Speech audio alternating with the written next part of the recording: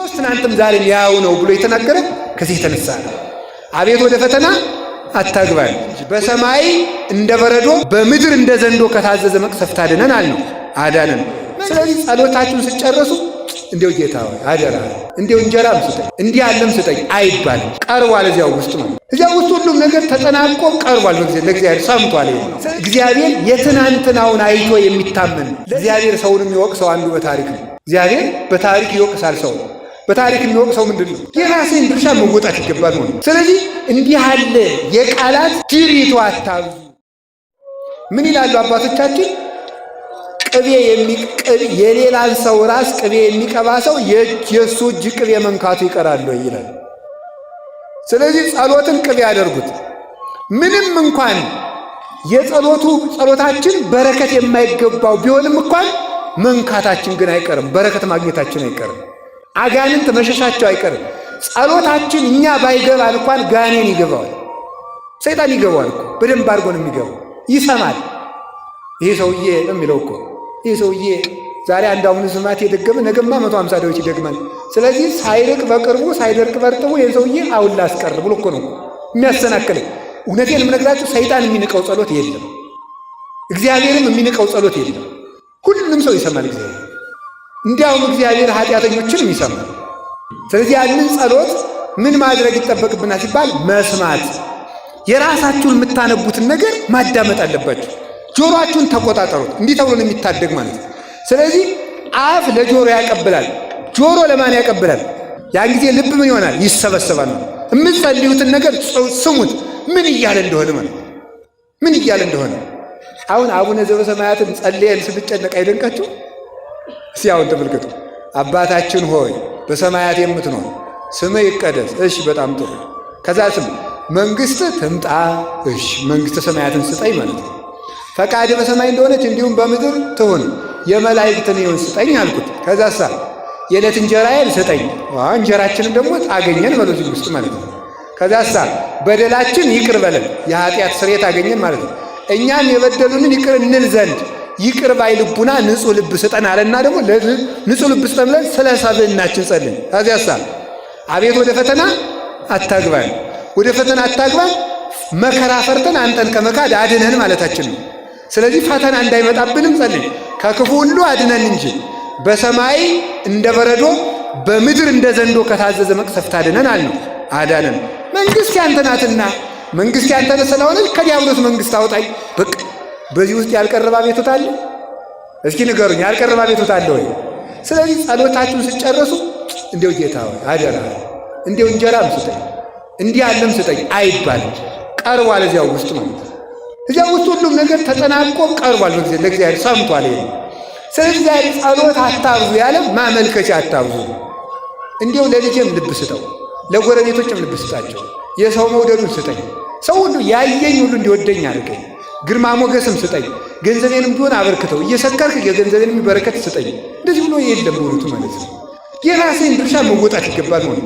ስለዚህ እንዲህ ያለ የቃላት ትዕቢት አታብዙ፣ እንደ ፈሪሳውያን አትኑ። ንግግር በማብዛት እግዚአብሔር የሚሰማቸው ይመስላቸዋልና። ስለዚህ እምነታችን ጸሎታችን ላይ መጣል አለብን።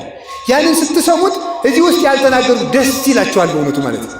እግዚአብሔርን አባቴ ብሎ ከመምጣት በላይ ምን ክብር አለ በእውነቱ ማለት ነው። እግዚአብሔርን አባት አድርጎ ከመመለስ በላይ አለ እንዴ? በፍጹም። ሀብት ያለው አባት አለኝ እኔ ይህን ነገር ይዘር በስንቱ አባት እንኳን እየተመካንበት አይደለም? በሌባ አባቶቻችን፣ በነፍሰ ገዳይ አባቶቻችን አይደለም ጀግንነት ብለን እየተጋደልን ያለ። በእግዚአብሔር አባትነት እንዴት ደስ አይልም? ደስ ብሎን እምነታችን በሱ ላይ ጥለን። ሕፃን ልጅ ሌላ ሰው ሲታቀፈው ነፍስ ከለየ በኋላ ያለቅሳል። እናቱ ስትታቀፈው ለጥ ብሎ ይተኛል።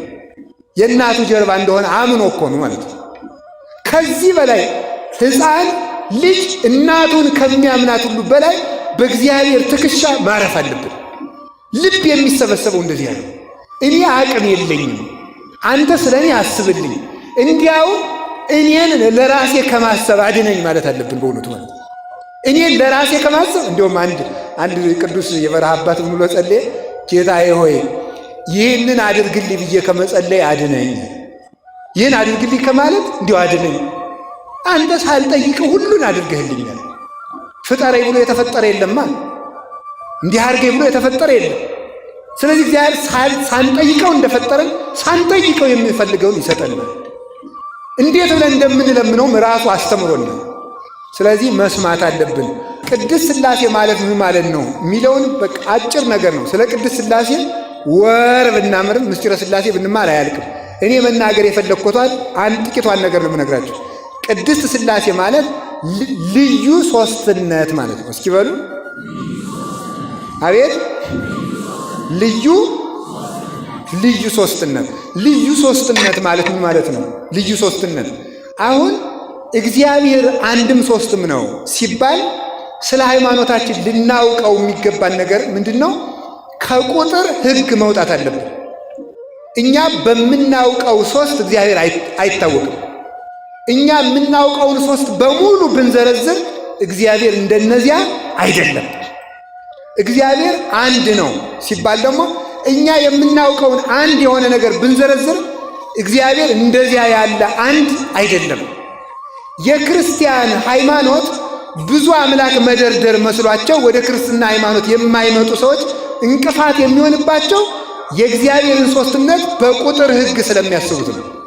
ሦስት የሆነ ነገር ከሆነ እግዚአብሔር ሦስት አካል ካለው ሦስት አምላክ ማለት ነው ብለው ስለሚያስቡ ነው። ሦስት አምላክ ስላለው ሦስት አምላክ ስለሆነ በሦስት አምላክ አናምንም፣ ብዙ አምላክ ነው የክርስቲያኖች ብለው ስለሚያስቡ ነው። አንድ ደግሞ ብለው የሚያምኑበት ምክንያት እግዚአብሔር አንድ አካል እንደ አንድ ሰው ያለ ስለሚመስላቸው ደግሞ ያንን ይቀበላሉ። ስለዚህ የእግዚአብሔር አንድነት እኛ እንደምናውቀው አንድ አይደለም። የእግዚአብሔር ሦስትነት እኛ እንደምናውቀው ሦስት ያለ ልዩ ሦስት። እኛ የምናውቀው አንድ ካልተከፈለ በቀር ሦስት መሆን አይችልም፣ ወይም ካልተቆረጠ በቀር። ሥላሴ ግን ሳይከፈሉ አንድ ሆነው ይኖራሉ። ሳይከፈሉ አንድ ሆነው ይኖራሉ። ሳይጠቀለሉ ሦስት ሆነው ይኖራሉ። ስለዚህ ስለማይጠቀለሉ ሦስት ከሆኑ ነገሮች ሁሉ ልዩ ሦስት፣ ሳይከፈሉ ሦስት መሆን ስለሚችሉ የማይከፈሉ ልዩ አንድ። ስለዚህ እግዚአብሔር ልዩ አንድ ነው፣ ልዩ ሦስት ነው ማለታችን ነው። ስለዚህ እንዲህ ብሎ ይናገራል፣ ሰማይ ከምድር እንደሚርቅ እንዲሁ ከሐሳባችሁ ሐሳቤ ከሐሳባችሁ ይርቃል ይላል ትንቢተ ኢሳይያስ ምዕራፍ 55 ላይ ሲናገር፣ ሰማይ ከምድር እንደሚርቅ ሐሳቤ ከሐሳባችሁ እንዲሁ ይርቃል። ቅዱስ ጳውሎስ ከክርስቶስ መስቀል የወጡትን ሰዎች ሲወቅሳቸው ፊልጵስዩስ ምዕራፍ 3 ላይ ሲናገር ሐሳባቸው ምድራዊ ነው ብሎ ይናገራል። በምድር ሐሳብ የእግዚአብሔር ሐሳብ አይታወቅም። የእግዚአብሔር ሐሳብ የሚታወቀው በእግዚአብሔር ነው። የሃይማኖት ዕውቀት ከእግዚአብሔር በእግዚአብሔር ወደ እግዚአብሔር የሚያደርስ ነው ይላሉ ሊቃውንት። እግዚአብሔር በማን ይታወቃል? በእግዚአብሔር። ስለ እግዚአብሔር ከተናገረው ውጪ ማወቅ አይቻልም። እግዚአብሔርን ለማወቅም እግዚአብሔር ያስፈልጋል። በእግዚአብሔር መሪነት፣ በእግዚአብሔር ንጹሕ ልቡና ሰጭነት፣ በእግዚአብሔር ጥበብ ገላጭነት እግዚአብሔር ይታወቃል። ወደ እኔ ለመድረስም እኔው ነኝ የማደርሳችሁ ማለት ነው። አልቦ ዘየአምሮ ለአብ ዘእንበለ ወልድ ባሕቲቱ ወአልቦ ዘየአምሮ ለወልድ ዘእንበለ አብ ባሕቲቱ። አብን ከወልድ በቀር የሚያውቀው የለም፣ ወልድን ከአብ በቀር የሚያውቀው የለም። ወለዘፈቀደ ወልድ ይካስት ሎቱ። ነገር ግን አብና ወልድ መንፈስ ቅዱስ እርስ በርሳቸው ብቻ ተዋውቀውበት የሚኖሩትን የነሱን የህላዌ ምስጢር ያናዋር ምስጢር ወልድ ለፈቀደው ይገልጥለታል። ለፈቀደው ማለት እሱ ለወደደው ከሰጠ እሱ ካልፈቀደ አላገኘውም ማለት ነው ወይ? ማለት እሱ የሚፈቅደው ፈቃዱን ለመቀበል ለተዘጋጁ ሰዎች ነው። ሰው ልቡን በከፈተ መጠን እግዚአብሔር የምስጢር በር ይከፍታል። ሰው ልቡን በዘጋ መጠን እግዚአብሔር የምስጢር በርን ይዘጋበታል ማለት ነው። ምስጢር መንፈስ ለመንፈሳውያን ይገለጣል። እግዚአብሔር መንፈስ ነው። እስመ እግዚአብሔር መንፈስ ውእቱ እንዳለ ራሱ እግዚአብሔር መንፈስ ነው። እግዚአብሔር መንፈስ ስለሆነ ሥጋ ለሆኑ ሰዎች የእግዚአብሔር ነገር አይገለጥም። እግዚአብሔር ሰማያዊ ስለሆነ ምድራዊ ለሆኑ ሰዎች አይገለጥላቸውም። መንፈስ የሆነውን እግዚአብሔር በመንፈስ ይታወቃል። መንፈሳዊነት ለእግዚአብሔር ዕውቀት አስፈላጊ ነው። ስለዚህ እግዚአብሔር ወደ እግዚአብሔር የሚያደርስ መንገድ ነው ይባላል። እግዚአብሔር ወደ ራሱ የምንደርስበት መንገድ ነው። እግዚአብሔር ወደ ራሱ የምንሄድበት መነሻችን ነው። እማረ እግዚአብሔር ይጸንዕ ኅብረቱ ለሰብእ እንዲል ቅዱስ ዳዊት የሰው ጎዳናው ከእግዚአብሔር ከተነሳ ይቀናል ብሎ እንደተናገረ እግዚአብሔር ወደ ራሱ የምንደርስበት መንገድ ነው። እኔ መንገድ ነኝ ብሎ እንደተናገረ እግዚአብሔር መጨረሻ የምንደርስበትም ሀገራችን ነው። እሱን በማየት የሰው ዕውቀት ይፈጸማል። እሱን በማወቅ የሰው ዕውቀት ያልቃል። እሱን ባለማወቅ የሰው ዕውቀት ያልቃል። እሱን ባለማወቅ እግዚአብሔርን ሳናውቀው ስናውቀው እንኖራለን። እያወቅነውም ላናውቀው እንኖራለን። የፈቀደውን ያህል እናውቀዋለን፣ ያልፈቀደውን አናውቀውም። ራሱ ብቻ የሚያውቀውን ለራሱ እንተውለታለን። በብሉይ ኪዳን በጉ መሥዋዕት ሲቀርብ እስራኤል በጉን እንዲበሉ ከታዘዙ በኋላ የበጉን ሥጋ ከበላችሁ በኋላ አታሳድሩት፣ እስከምትጠግቡ ብሉ፣ የተረፈውን ግን በእሳት አቃጥሉት ተብሎ ተነግሯል። ታዘዋል እስራኤል። በኦሪት ዘሌዋውያን ላይ ያለ ዘጸአት ላይም ይሄ ተነግሯል። ለሙሴ ታዟል። በጉን በልታችሁ የመሥዋዕት በግ የተረፈውን በእሳት አቃጥሉ። ያወቃችሁትን ያህል አውቃችሁ ከሃይማኖት የተረፋችሁን የተማራችሁትን ተምራችሁ የቀረውን እግዚአብሔር ያውቃል በሉ። እግዚአብሔር ያውቃል በሉ።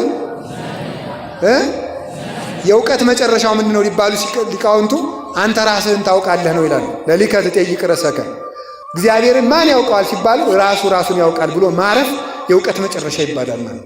ስለዚህ ተመልከቱ፣ ስለ እግዚአብሔር አውቃለሁ እንደማለት ያለ ድፍረትም የለም። እግዚአብሔርን የማውቀውን እንደ አባትነቱ አውቀዋለሁ፣ እንደ ባህሪው ግን አላውቀውም ብሎ ዝም ማለት ነው። ይህንን ማወቅ ይገባልና እግዚአብሔር ከዚህ ዓለም አንድ ከዚህ ዓለም ሶስት ልዩ ነው።